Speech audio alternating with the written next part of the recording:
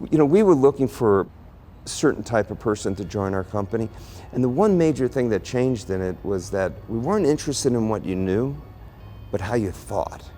How did you think through a problem? Can you work with others? And I saw that transition.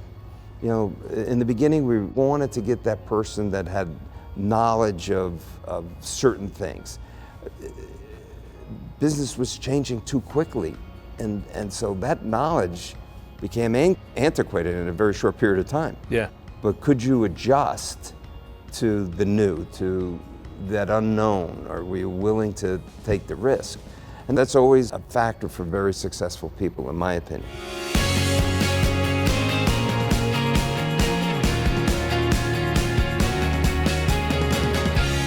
Jim, welcome. Thank you, Sam. Good to be here. As I mentioned before, just very interested in general, the topic here is leadership and your life story as it applies to leaders, leadership, kind of things that you hold to be important, whether we're referring to individuals that other people may know from history or from, kind of the news or whatever, or just people that are very personal in your life that, made a big impact on you. So tell me about the way you hired people, your process for, okay, so now you've got a certain amount of success rolling and somebody wants to work for you.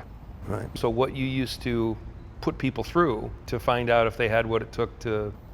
Well, we learned early on that a bad hire is really bad for the person and really bad for the company, because you invest a lot of money in someone when you hire them, and you're going to put them through training, and we're going to invest in someone to start producing 1 year, 2 years into the process. So I had a farm system. I had young men and women who had just graduated college that would come to me and I'd say, look, I need you to go work for IBM for 5 years and then give me a call.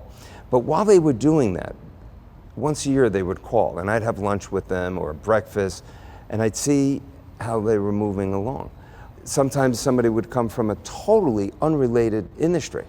I hired teachers because of some skill sets that we felt that they had that would fit in well in business. Never sold in their lives, but we would send them somewhere where they could get the training that we couldn't provide and say, hey, go over here and learn this. And then they'd come back and say, okay, now your next step, see if you can get a job over here. And then eventually that farm system paid off.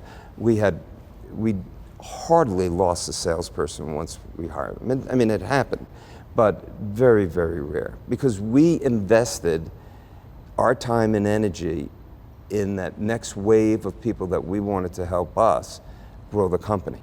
Mm-hmm. And that was really successful for us. You started as a salesperson with Comdisco, and then was it VP of Sales and Marketing, or? Yeah, so that was really interesting. I mentioned before that I started to manage by trying to duplicate myself. I went from the 66th employee, maybe the 10th salesperson in the company, and then our company just grew exponentially. And so I became a branch manager. And then one day I became a manager of 2 divisions of sales forces. And what happened in that process was really, really interesting. I got over the hurdle. Again, we didn't have training programs on this. Not every great salesman makes a great manager, as you know, right? And that was our theory. And we were now at a point where we were bringing in different types of people to help grow our company. We were cookie cutters up to this point. Yeah. But I learned a valuable lesson, not only in managing, but in life, when we merged these 2 companies, 2 divisions, I should say. One day, a group of guys that I had hired, and they were buddies and friends, they came and said, hey, we need to have a beer with you. And I said, sure.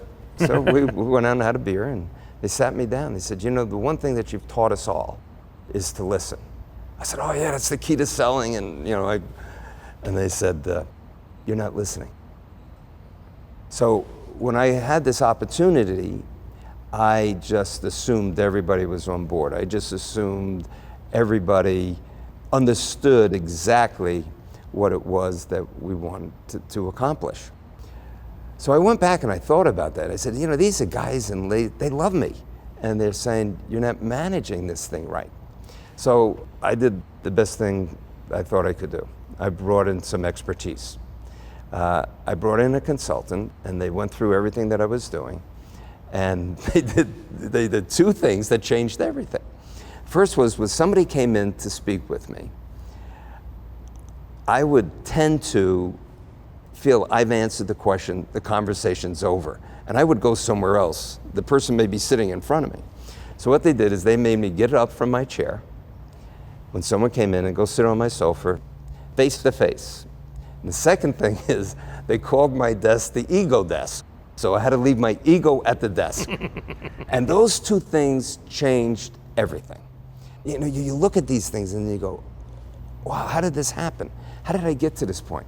And it goes back to the stickball game, and it goes back to the influence your mother and father had, that you allowed yourself to be open to constructive criticism from people who really cared about you and wanted you to be successful. Mm-hmm. And then from there, maybe the first step of truly becoming a manager. Yeah, it's interesting to think about like all that you had the ability to, contribute to, over time in your career. What's similar and what's different about leadership today versus when you were building ComDisco? There's some things I'm assuming are still in play, right? And then I think we know a lot more about people today than we did back then. I mean, if you went to the right school, if you had an Ivy League degree, boy, you're going to be set for life. That doesn't ensure that you're going to be a performer, no, right? And so we tended at ComDisco to kind of go away from that. We were looking for the guys and ladies whose father were cops and firemen and sanitation workers and bus drivers and shoemakers, and that's what our makeup. We wanted hungry people. We wanted people who wanted to beat the pants off the guy that had the Ivy League degree, right? Yeah. So that was our goal. In the past, as I recall, it just seems as if there were boxes that people were put in, right? And that once you got command of that box, you were allowed to go into the next box. And today it's just different. I think it's more team play in terms of working with others, because I think there's a real benefit for many different viewpoints to the solution of a problem that you might bring to a client. And that seems to be more prevalent today than it was in the past. The boxes seem to be knocked down. I mean, if you look at an office today, a lot of open space, movable pieces within that. Right. And in the past, if you look at that dopey series that was on TV, Mad Men, right? Everybody went in their office, everybody had a bar, everybody was smoking, and everybody had their door closed. That's not the work environment of today. That's not happening today, yeah. And things are changing so fast. So, we were looking for a certain type of person to join our company. And the one major thing that changed in it was that we weren't interested in what you knew, but how you thought. How did you think through a problem? Can you work with others?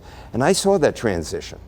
In the beginning, we wanted to get that person that had knowledge of certain things. Business was changing too quickly, and so that knowledge became antiquated in a very short period of time. Yeah. But could you adjust to the new, to that unknown? Are we willing to take the risk? And that's always a factor for very successful people, in my opinion. Mm-hmm. So it's more about how you're processing whatever challenge is in front of you, as opposed to just your IQ or ability to have, like, I solved this problem before. Yeah, here's an example, Sam. We were very successful at what we were doing, but the world was changing on us. And so we had to make several changes. We felt that if you had less accounts, you could do more in the few accounts. So, the concept, less is more. We felt that if we could put our two major division sales teams in the same facilities, that we could share information on the same accounts we were calling on. All of that turned out to be true and successful. But That was a really difficult transition. You know, our average salesperson was making $250,000 a year back then, which was pretty good. Now we came along and said, we're going to change this on you. You know, a lot of guys turned around and said, oh, no, you're not. You're going to talk to my wife first because this is working. But we listened and we talked it through, and we got people to hold on to it, and they made more money, and the company grew even at a greater pace at that point. So you kind of sold the change? Yeah, it was gradual. It was not easy.